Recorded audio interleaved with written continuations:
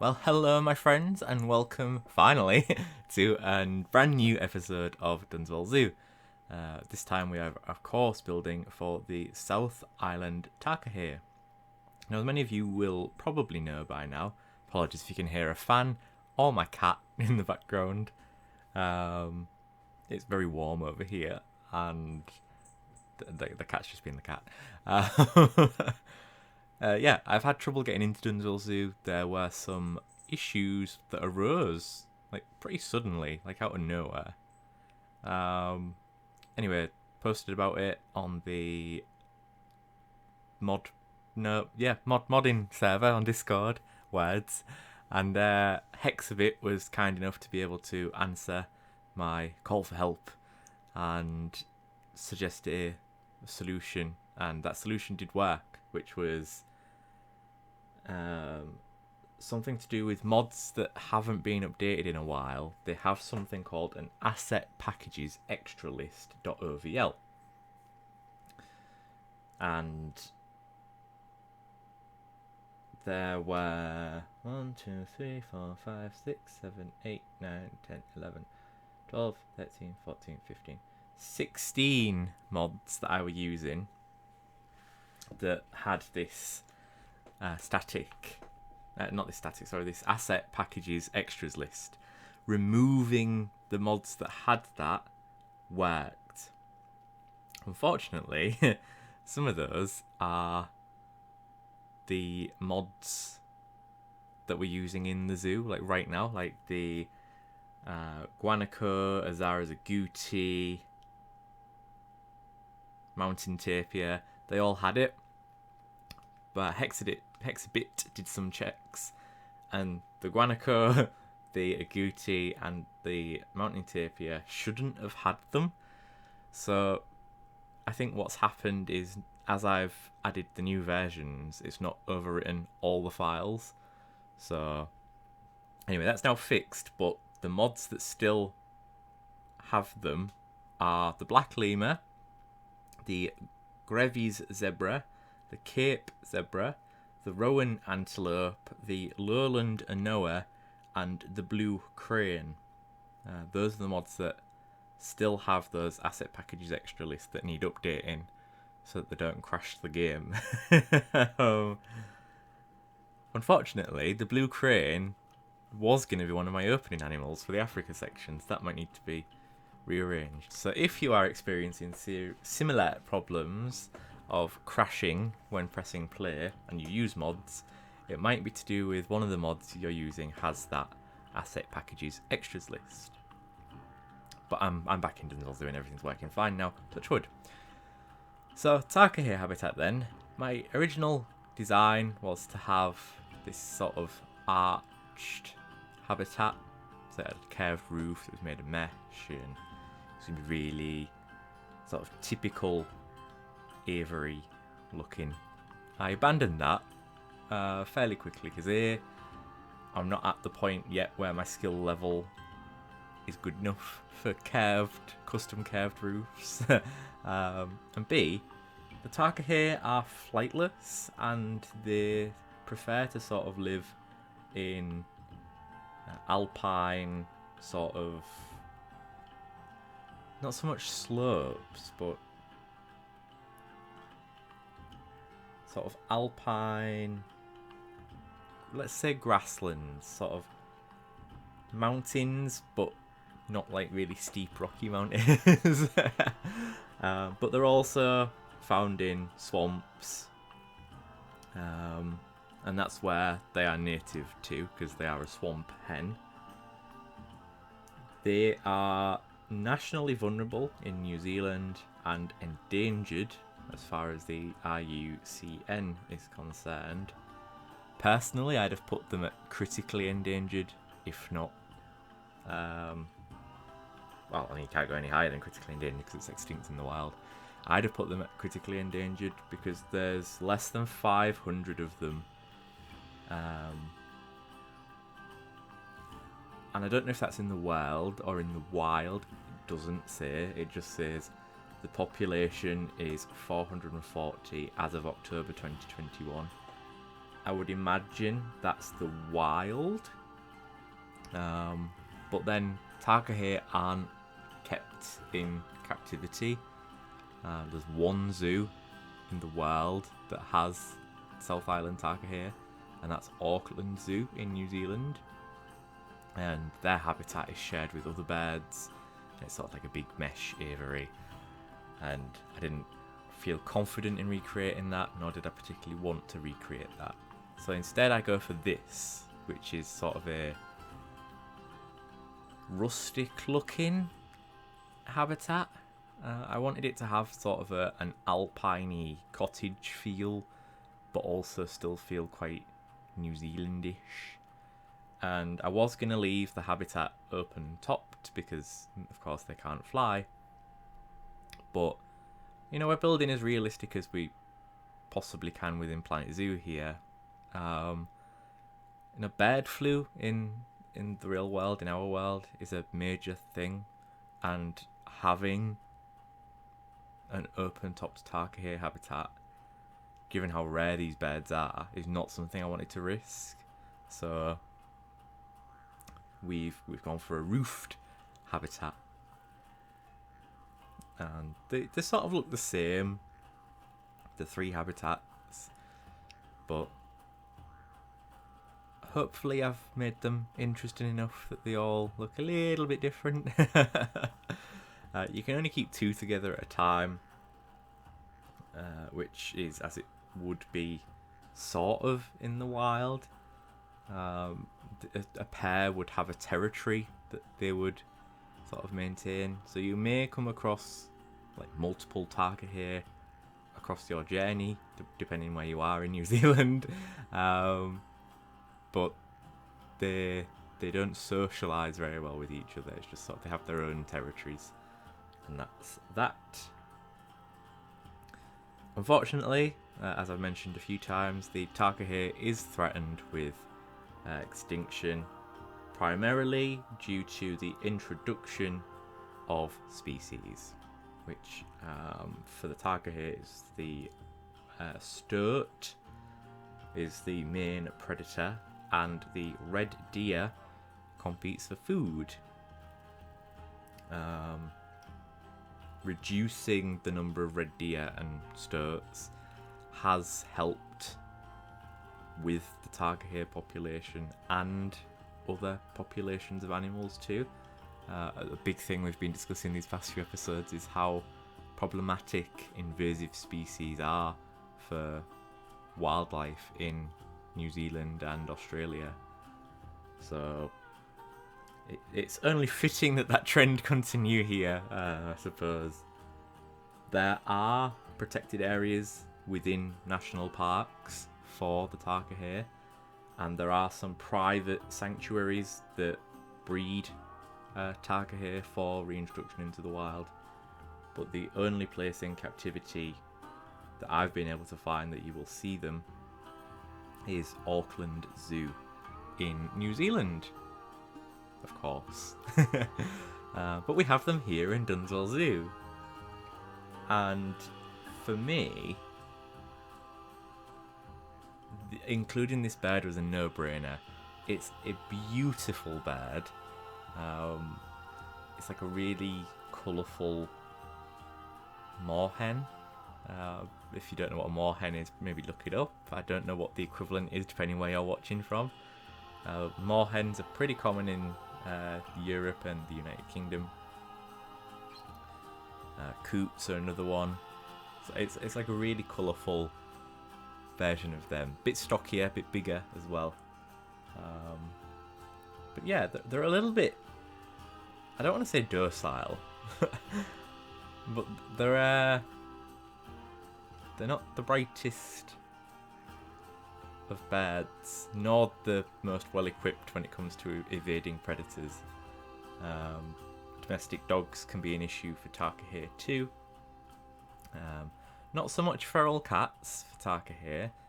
They do still pose a threat, but not as much as they do on some of the other species. Why that is, I don't know. It might be for the habitat. It might be the Takahe are just better at running away. I genuinely don't know. But that's the South Island Takahe. There are a number of organisations working to preserve Takahe habitat, bolster Takahe numbers, and we're playing our part to do that as well here in Dunswell Zoo. So this first habitat, I'm basing it off a sort of alpine meadow. They don't really need trees as such, so I try to avoid putting trees in wherever possible, which is difficult for me because I love a good tree.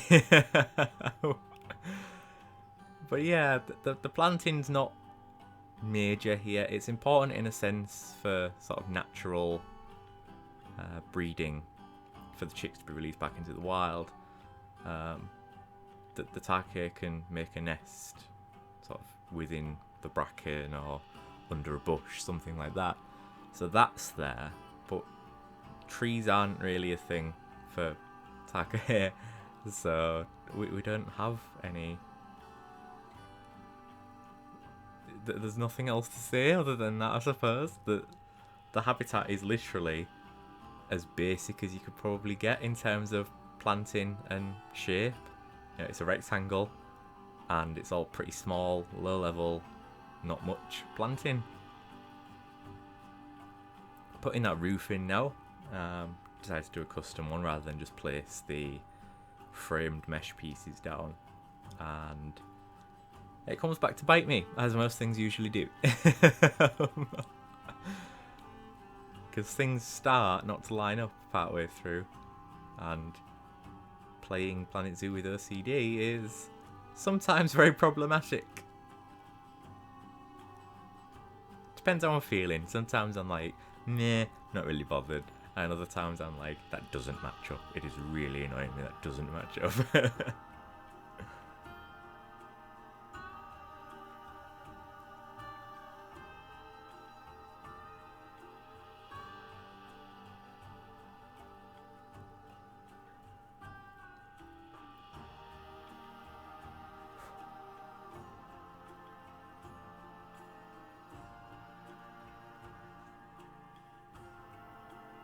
So Takahe can be found in forests, mainly in the winter, particularly if it snows, and they eat grass, insects, plant shoots, leaves, things like that. They use their claws a lot to eat as well, which I find quite interesting. You don't really get that a lot with sort of ground dwelling birds. So I think, you know, your cassowaries, your rheas, your ostrich, emu, other flightless birds, penguins. So it's interesting that it uses its feet, its claws to sort of pick up bits of food, bits of forage. They are monogamous. They remain in the same pairs probably for their entire lives until one of them dies. They lay 1 to 3 eggs, and the survival rate, depending on the location, is anywhere between 25 and 80%. Human intervention, taking these chicks from the wild and placing them in sanctuaries, increases the chances of survival rate. Of course, intervention is always a sort of final option, but given the rarity of these birds and their cultural importance to New Zealand, human intervention is necessary.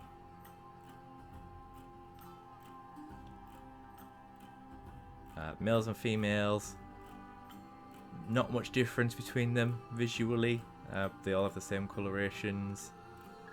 Males apparently tend to have more of a purpley blue with a greenish black in the inner wings.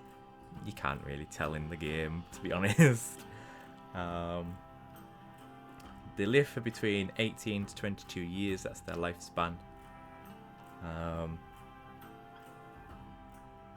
Yeah, similar sizes. Chicks, of course, start off with that fluffy down that most chicks start off with. And they have duller colourings which become more vibrant as they get older. They're noisy, apparently. Never heard one, never seen one. And they have a call that's described as a whomp,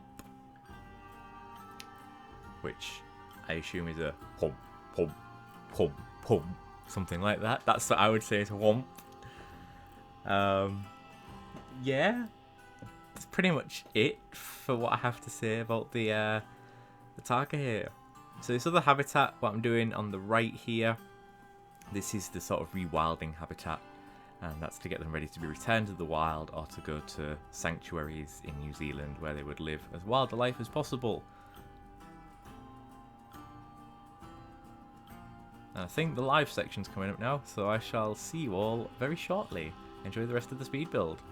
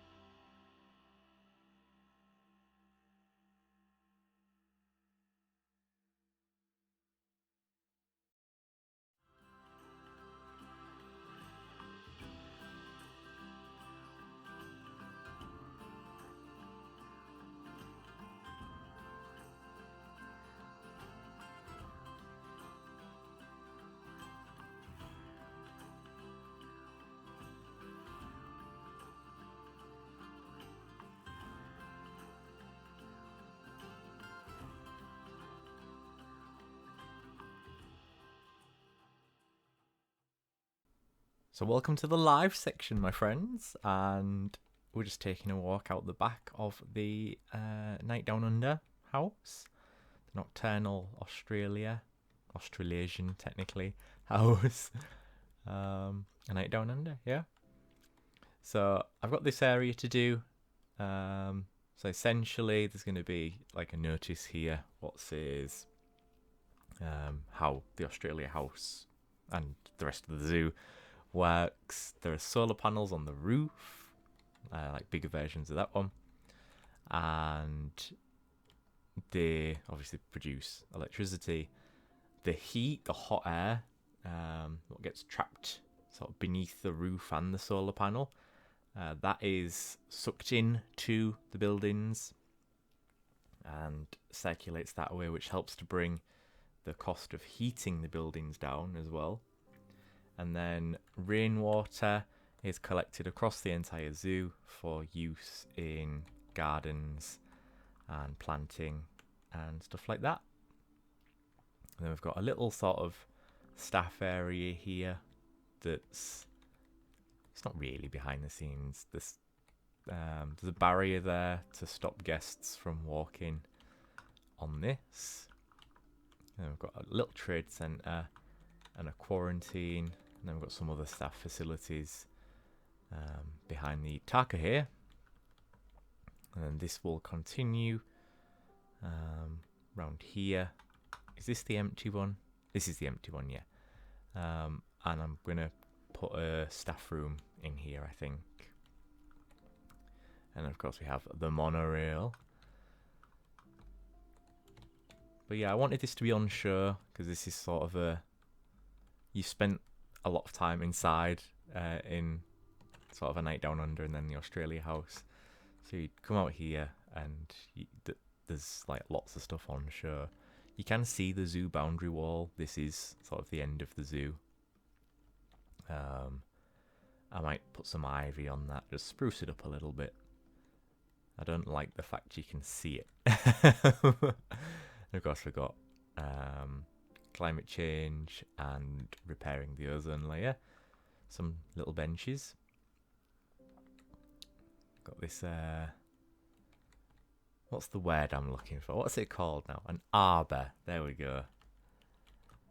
And you can see we've got staff access here with a staff path, and they toddle down here. And I haven't done anything with this at the minute. It's all very basic, but these all lead into the Takahe habitats, of which there are 3, as you'll have seen from the speed build.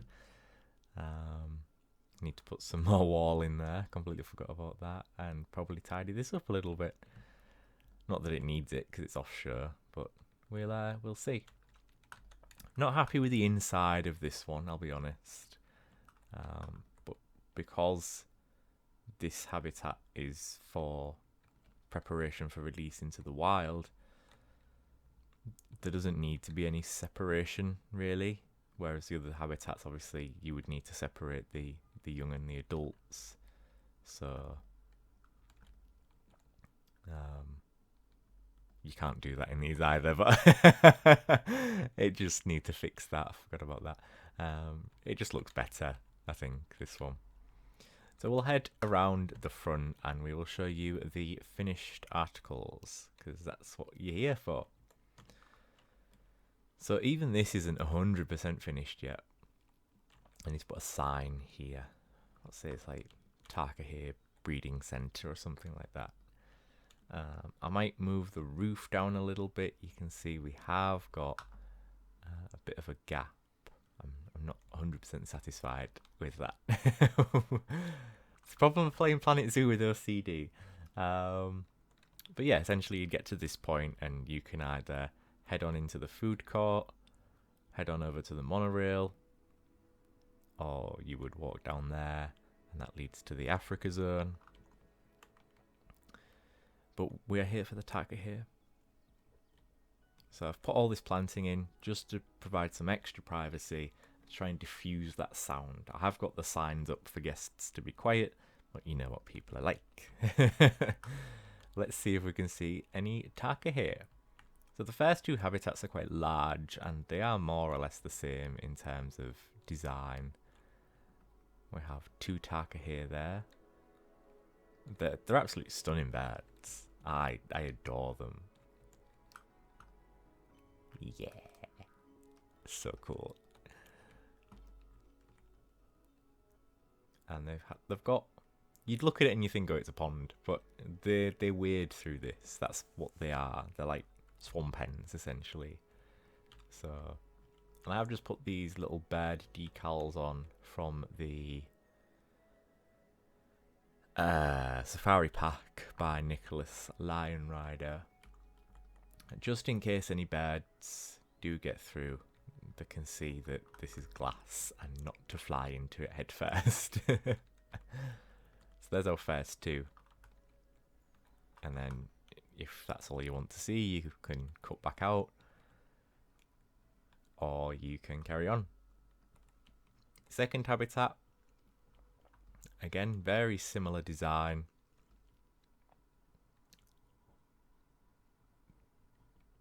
But we've got this rock work sort of up front and centre this time, rather than at the back. And as opposed to the more meadow-like appearance of this one, with the grass and the flowers, this one's a little bit more sort of edge of a forest kind of vibes. So we have still got the grass, but we've also got bracken sort of mixed in a little bit more.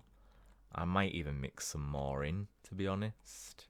We've also got some buffalo grass in here as well, and not just the Yorkshire fog grass, which is this over here. We haven't got another pair of Takahe yet, just the 1 pair, I think. This is where I'm wrong. No, I am correct, yeah.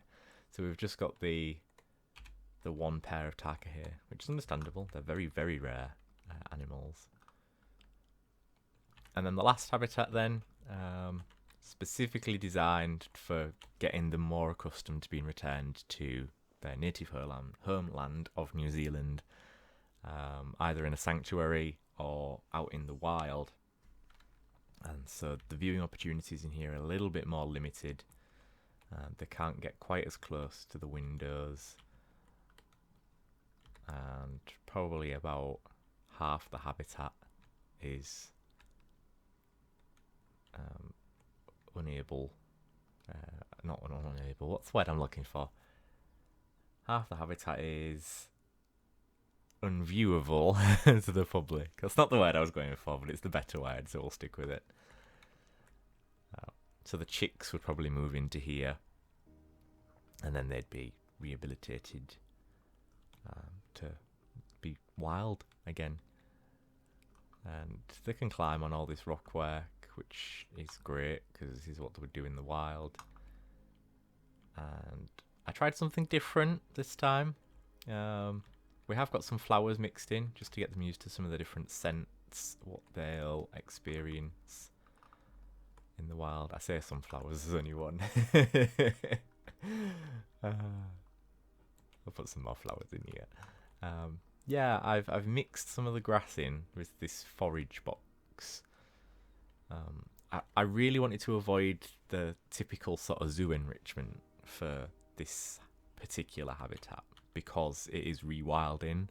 It's to go back out into the wild.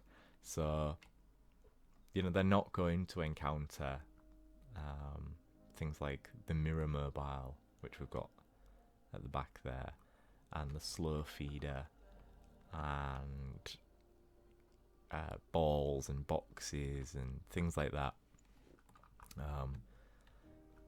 So this one's very minimal on the enrichment, but they would need to look for food in the wild, so they would be fed primarily through this forage system where they'd have to rake through to try and find things. They do have a food dish, of course, it's there. But yeah, so a little bit of a flaw on my part actually in the design of these habitats. Some sort of segregation. I mean, I can put that in, it's not a big deal, it's just a couple of bits of fence, isn't it? It would literally just be a case of copying this and moving it to the middle for sort of implied segregation if need be. But we have our lovely, lovely Takahe.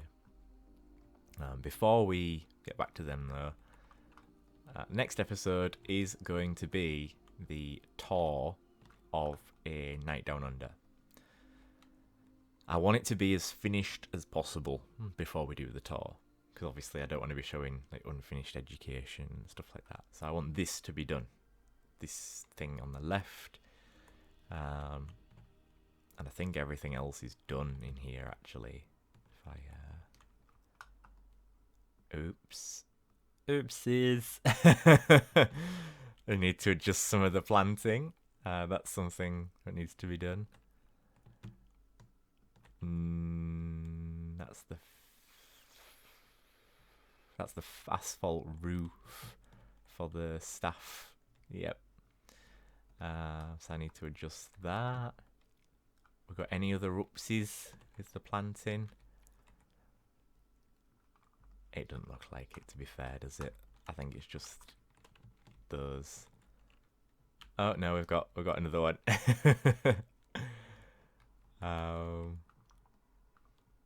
And another one. Okay, so I've got quite a bit to do in terms of tweaking and finishing touches before the next episode. This bit's fine. I think this is where the solar panels are. I've got a little bit poking through there.